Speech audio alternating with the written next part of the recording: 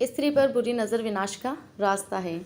राक्षस कंब और उसकी राक्षसी सेना ने भगवान शिव की गहरी तपस्या की और कई पुण्य प्राप्त किए। अंत में भगवान ने राक्षस कंब को दर्शन दिए और मनचाहा फल मांगने को कहा। राक्षस ने बलवान यशस्वी होने का आशीर्वाद मांगा।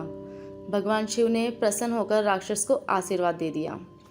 घमंड में चूर राक्षस ने स्वर्ग पर हमला कर सभी देवताओं को हरा दिया और स्वर्ग पर कब्जा कर लिया। तब देवता मारे मारे फिरने लगे। तब उन्हें नारद मुनि मिले। उनकी सलाह पर इंद्र देवता दत्तात्रेय के पास गए और अपनी करुण कथा का बखान किया। दत्तात्रेय ने मुस्कुराकर देवराज इंद्र से कहा, हे इंद्र, तुम कुछ भी करके राक्षस कंब को मेरे पास भेज दो।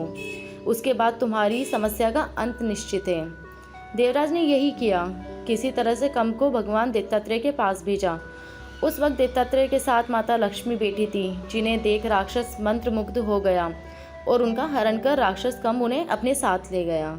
यह देख देवराज ने परेशान होकर भगवान से पूछा, यह क्या हो रहा है? आप कुछ करते क्यों नहीं? भगवान ने कहा, तुम्हारे कारण हुआ है, तुम ही जाओ और माता लक्ष्मी को सही सलामत लाओ।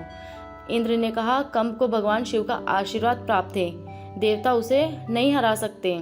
तब भगवान ने कहा, राक्षस कंब ने भावनाओं में बहकर परे स्त्री को स्पर्श किया है और उनकी इच्छा विरुद्ध उनका अपहरण किया है। अब उसके सारे पुण्य पाप में बदल चुके हैं। वह अत्यंत ही निसहाय और निर्बल है। अतएव यह उपयुक्त समय है, उस पर हमला करो और माता लक्ष्मी के साथ इंद्रलोक को भी पालो।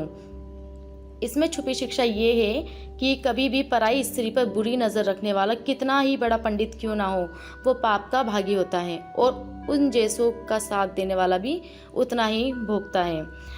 अब बुराई की सीमा ने सभी बंधन तोड़ दिए हैं और इस कलयुग का अंत नज़दीक है। इसलिए आजकल महिलाओं पर अत्याचार बढ़ रहे हैं, क्योंकि महिलाएं ही दुनिया को पापियों से मुक्त करा सकती है। स्त्री पर बुरी नज़र विनाश का रास्ता है, आज के वक्त का सच है। दुनिया कितना भी लड़कियों में बुराई निकाल दे या उसे हर बात के लिए जिम्मेदार बोले, लेकिन ईश्वर के न्याय में अपराधी उसी वक्त सजा के लिए नियति बना बैठता है।